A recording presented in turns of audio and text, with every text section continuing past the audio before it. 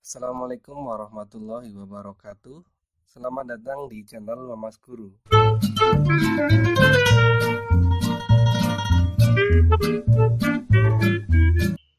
Pada video kali ini, saya akan menjelaskan mengenai jumlah dan hasil kali akar-akar persamaan suku banyak atau persamaan polinom. Hanya saja pada kesempatan kali ini kita fokuskan untuk persamaan yang kuadrat dengan yang pangkat 3. Nanti untuk yang pangkat 4 dan yang lebih tinggi sebetulnya konsepnya sama ya, hanya perhitungannya dan nanti operasinya diperluas. Tapi secara umum karena di materi SMA tidak sampai sejauh itu, maka kita hanya memfokuskan untuk yang bentuk kuadrat dan juga yang pangkat 3. Kita mulai untuk yang jumlah dan hasil kali akar-akar ya pada persamaan kuadrat. Misalkan kita memiliki persamaan kuadrat ax kuadrat plus bx plus c sama dengan 0. Nah, persamaan kuadrat ini memiliki akar-akar x1 dan x2. Maka ax kuadrat plus bx plus c ini tentu dapat kita faktorkan menjadi seperti ini. Jadi ini lanjutan dari materi teorema faktor. Jadi kalau ada x1 dan x2 akar, berarti x min x1 adalah faktor dari persamaan kuadratnya. Ya, begitu juga dengan yang x min x2.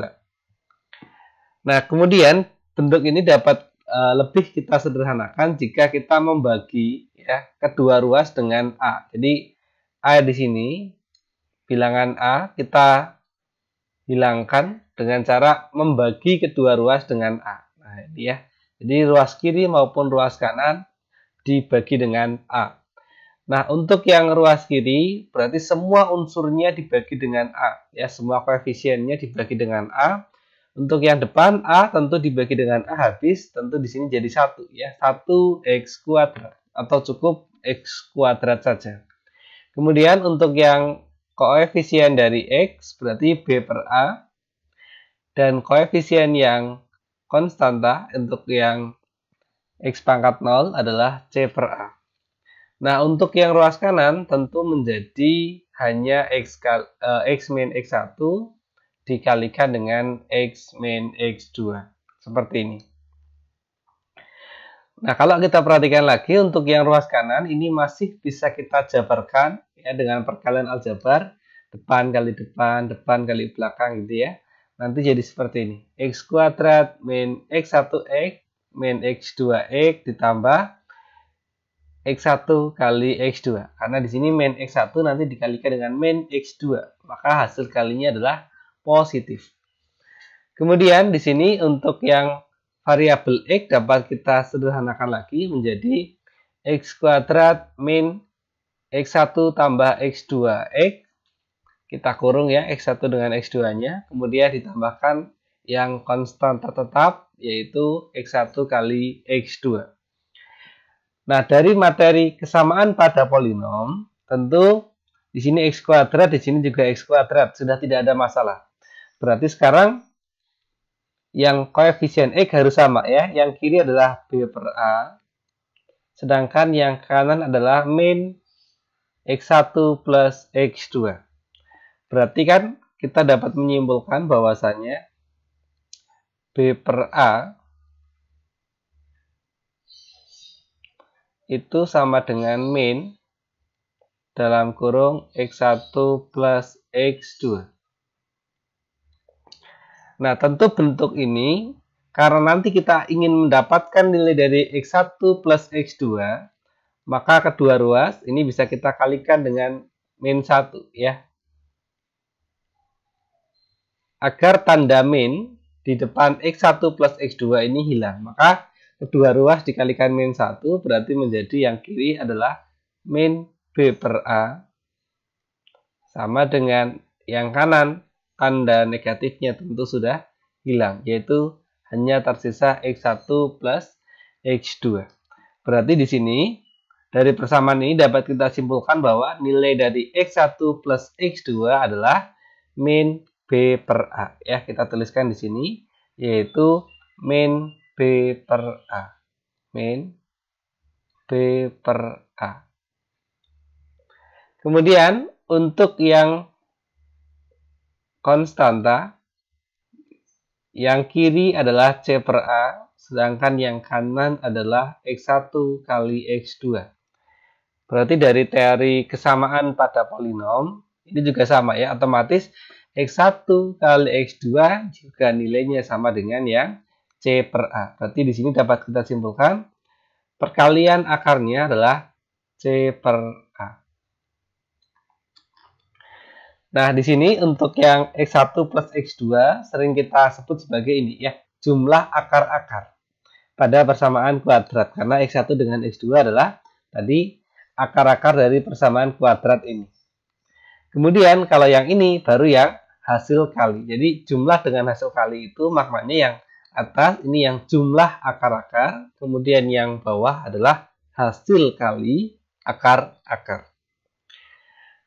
Oke, ini adalah dua rumus yang akan sering kita gunakan dan sebisa mungkin bisa dihafalkan ya, karena rumusnya juga tidak terlalu sulit. Oke, sekarang kita langsung penerapan ke contoh soal yang pertama. Diketahui X1 dan X2 adalah akar-akar persamaan kuadrat ya. Di sini X kuadrat min 2X min 8 sama dengan 0. Akar-akar ini adalah bahasa di matematika yang intinya adalah nilai yang memenuhi. Nah, gitu ya. Jadi akar-akar itu nilai yang memenuhi. Ya, kalau di sini menggunakan variabel X ya berarti nilai X yang memenuhi. Nah, di sini kita diminta mencari nilai X1 plus X2 dan X1 kali X2.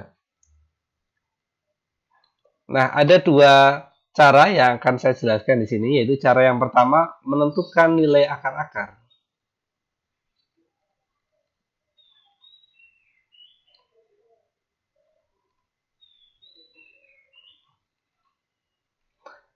Oke, untuk menentukan nilai akar X kuadrat min 2X min 8, secara umum ada dua langkah ya yang sering kita gunakan, yaitu pemfaktoran ataupun yang rumus ABC.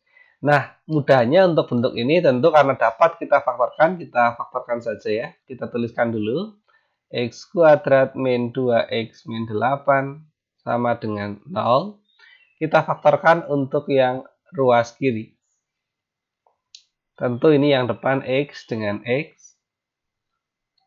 Kita mencari yang dikali ketemu min 8, jumlahnya min 2, berarti kita peroleh min 4 dan plus 2. Berarti kita peroleh X min 4, hasilnya 0, dan X plus 2 juga hasilnya 0. Berarti kita peroleh seperti ini ya, kalau mau dikerjakan detail, atau X plus 2 sama dengan 0. Berarti X sama dengan 4 atau X sama dengan min 2. Nah, di sini karena tidak ada ketentuan lebih lanjut, ya, misalkan X1 lebih dari X2 atau X1 berapa kali X2 gitu ya, tidak ada keterangan seperti itu, maka untuk menentukan X1 dan X2-nya bebas ya. Bisa X1 yang 4, X2 yang min 2, atau dibalik, X1 yang min 2, X2 yang 4. Namun secara umum kita gunakan teori yaitu yang X1 lebih dulu, yaitu X1-nya 4 dan X2-nya adalah min 2. Kemudian kita langsung menjawab ke pertanyaan soal, yaitu yang pertama adalah X1 plus X2. Berarti 4 ditambah dengan min 2. Tentu ini hasilnya adalah 2. Kemudian untuk yang X1 kali X2, berarti tinggal kita kalikan 4 kali min 2. Maka kita peroleh hasilnya adalah min 8. Ini cara yang pertama. Nah, cara yang kedua adalah dengan menggunakan rumus hasil kali.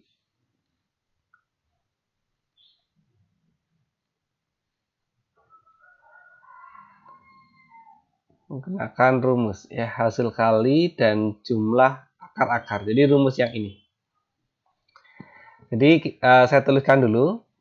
Persamaan x kuadratnya adalah x kuadrat min 2x min 8 sama dengan 0. Nah, di sini karena rumusnya adalah menggunakan min b per a dan juga c per a, maka kita harus menentukan nilai dari a, b, dan juga c-nya. Yang pertama, a adalah koefisien ya, ini untuk yang x kuadrat. Berarti di sini karena tidak tertulis berarti 1. Ini sebagai nilai a.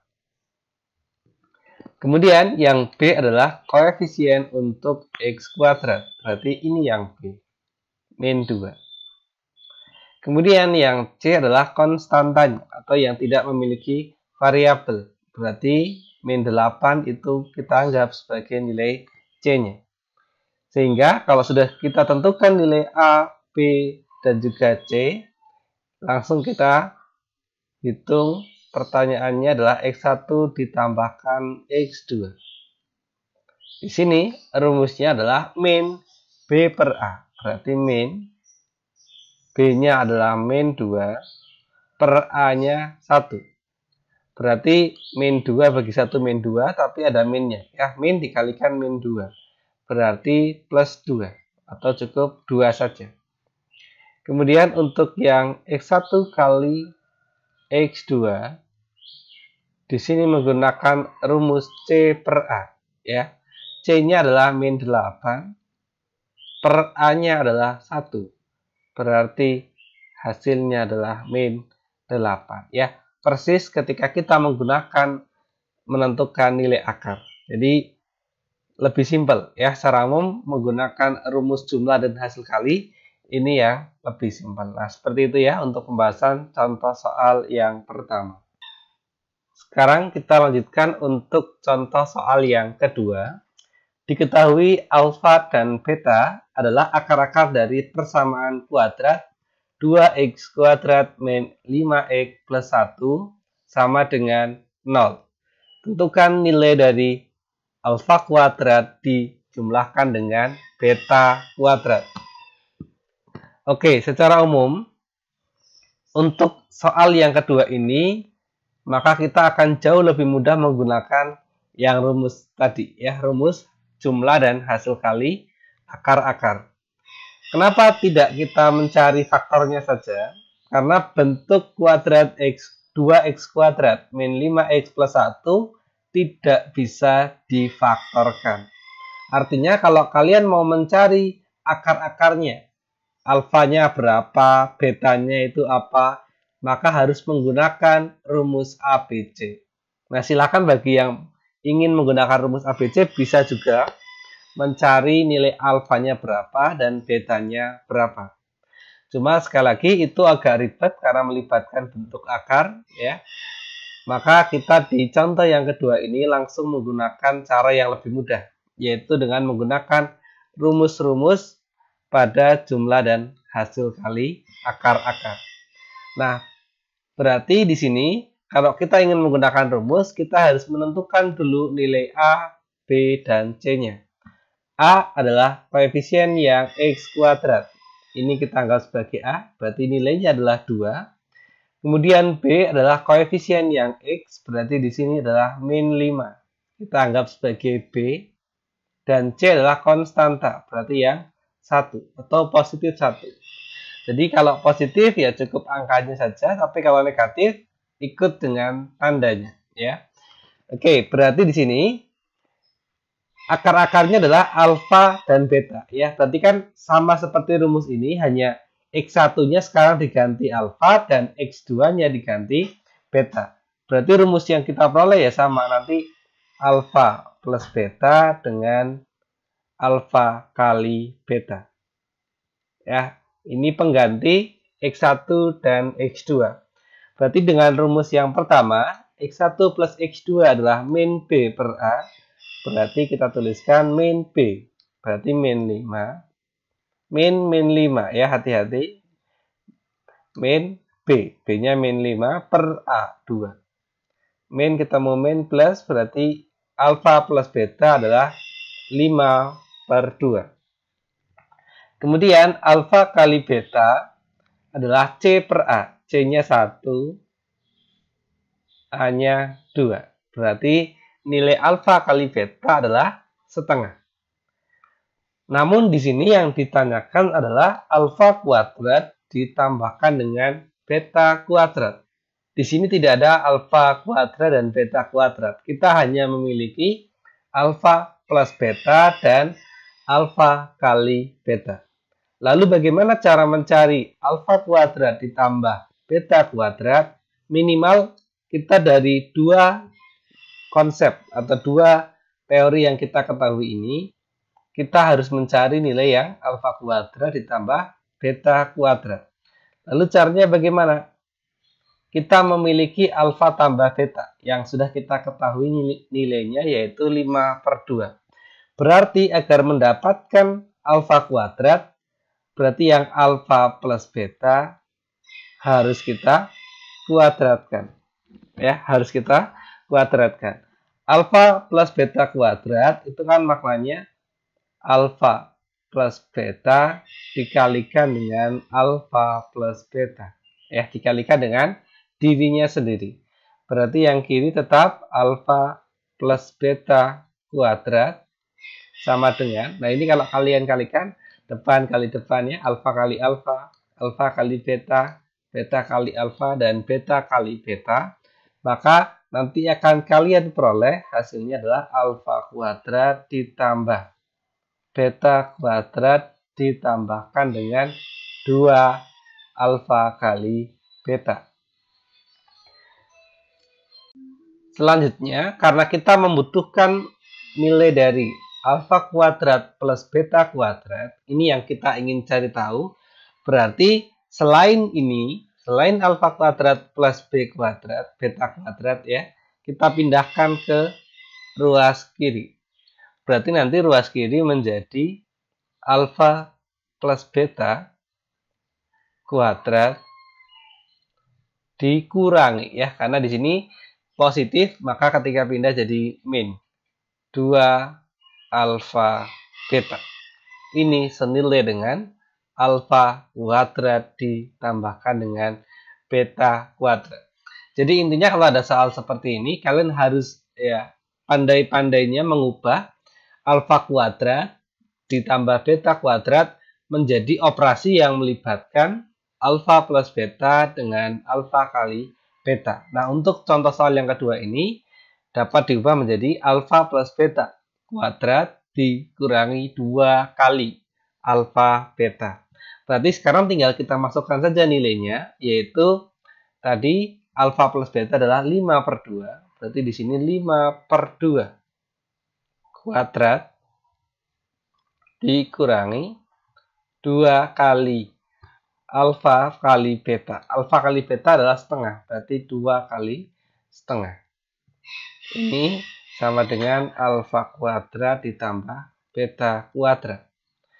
5 per 2 dikuadratkan, berarti atas dikuadratkan 25. Yang bawah dikuadratkan 4 dikurangi. Nah, di sini min 2 kali setengah, berarti min 1. Nah, kalau min 1 mau kita langsung sederhanakan, min 1 itu kan sama saja min 4 per 4. Berarti 25 dikurangi 4, berarti kita peroleh 21 per 4. Nah, ini adalah nilai dari alfa kuadrat ditambahkan beta kuadrat. Nah, ini adalah jawaban akhir untuk contoh soal yang kedua. Sekarang kita lanjutkan untuk materi jumlah dan hasil kali akar-akar pada persamaan polinom berderajat 3 ya. Jadi kalau berderajat 3 maknanya pangkat tertingginya 3 seperti ini. Misalkan kita memiliki polinom berderajat 3 yaitu ax pangkat 3 plus bx kuadrat plus cx plus d sama dengan 0. Kemudian polinom ini memiliki akar-akar yaitu kalau pangkatnya 3, Saramu memiliki 3 akar ya, yaitu X1, X2, dan juga X3. Nah, karena X1, X2, dan X3 adalah akar, maka dapat ditentukan bahwa AX pangkat 3 plus BX kuadrat plus CX plus D dapat difaktorkan menjadi A dikalikan X min X1 dikalikan X min X2 dikalikan X min X3. Ya, ini mirip konsep pada persamaan kuadrat yang tadi. Kemudian sama kasusnya, kita bagi kedua ruas dengan A, maka kita peroleh yang kiri berubah menjadi X pangkat 3 plus B per A X kuadrat plus C per A X dan plus D per A. Nah, untuk yang ruas kanan tentu A-nya sudah hilang, tinggal tersisa X min X1 kali X min X2 dikalikan X min X3. Nah, untuk penjabarannya, untuk ruas kiri tetap tidak ada masalah. Nah, untuk yang ruas kanan, nah ini memang perlu penjabaran yang cukup panjang ya, karena kalian harus mengalihkan X1 X min X1 dikalikan X min 2 terlebih dahulu. Berarti ini hasilnya seperti yang persamaan kuadrat tadi. Nah, kemudian ini masih dikalikan lagi dengan yang X min X3. Nah, maka nanti dari serangkaian proses penjabaran yang cukup panjang dapat kalian peroleh nanti hasilnya adalah X pangkat 3 min dalam kurung X1 plus X2 plus X3 X kuadrat ditambahkan dengan X1 X2 tambah X1 X3 tambah X2 X3 X kemudian dikurangi dengan perkalian semua akarnya, yaitu X1 kali X2 kali X3. Dengan teori yang sama seperti tadi, yaitu materi kesamaan polinom, berarti di sini B per A senilai dengan min dalam kurung X1 plus X2 plus X3. Berarti dengan cara yang sama seperti tadi dapat kita simpulkan X1 plus X2 plus X3 dengan mengalihkan kedua ruas dengan min 1 kita peroleh rumus yaitu min B per A. Kemudian untuk yang kedua, untuk yang koefisien X yaitu yang kiri adalah C per A, berarti yang kanan pun sama. Berarti yang ini X1 X2 ditambah X1 X3 ditambahkan X2 X3 nilainya adalah C per A. Kemudian untuk yang terakhir yaitu konstanta. Yang kiri adalah D per A dan yang kanan adalah min X1 kali X2 kali X3. Karena ini min, maka kedua ruas dikalikan min, kita peroleh X1 kali X2 kali X3 adalah min D per A.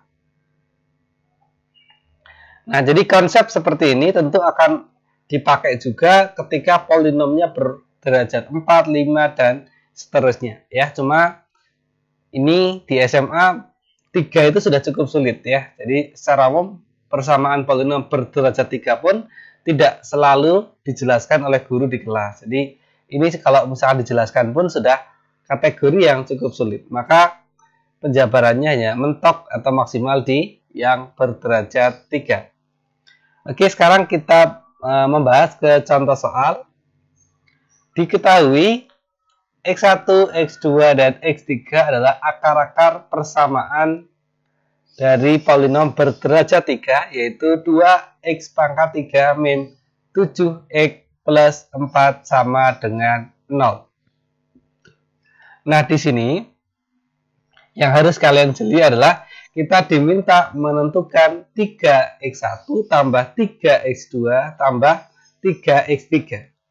Nah, pertanyaan tersebut dapat kita tuliskan seperti ini.